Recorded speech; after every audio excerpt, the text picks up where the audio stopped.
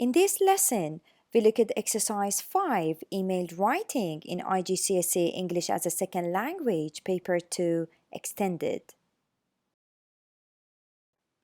To perform exercise 5, you need to first go through the question line by line.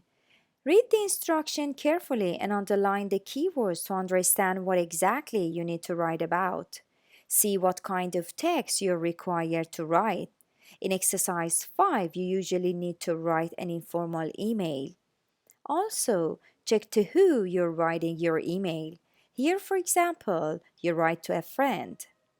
The next step you need to take is to check what you need to include in your email. In this sample, you should describe where you went, say why you enjoyed the trip, and explain what you did in your lesson to show what you learned on the trip. 2 pictures are used in this exercise to give you some ideas. However, you should use your own ideas as much as you can if you want to gain more marks. Double check the word count for this exercise. As you can see here, your email should be between 150 and 200 words long. The last thing you need to check for this exercise is the number of marks you receive for this exercise. As it is written here, up to 8 marks for the content of your email and up to 8 marks for the grammar or language are considered for this exercise. Now it's time to learn how to perform exercise 5 by taking a look at the sample candidate's response. Begin your email with hi plus the first name of the person you're writing your email to.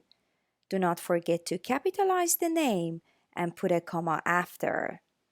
Cover the first bullet point of the question by creating a paragraph for it. Use the past tense as you should describe an event that happened in the past.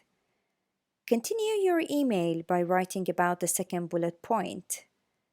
Make another paragraph on the third bullet point.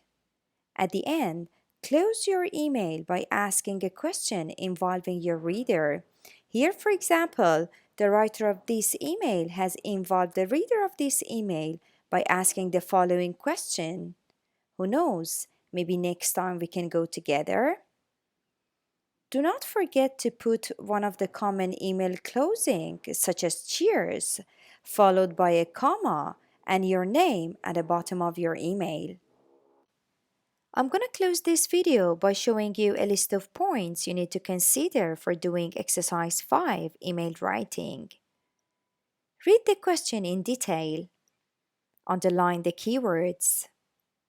Open your email with a short greeting. Create an introductory paragraph. Form your body paragraphs based on the number of bullet points. Close your email with a question. Use an email closing followed by a comma and put your name or signature after. Thank you for watching this video. Bye for now.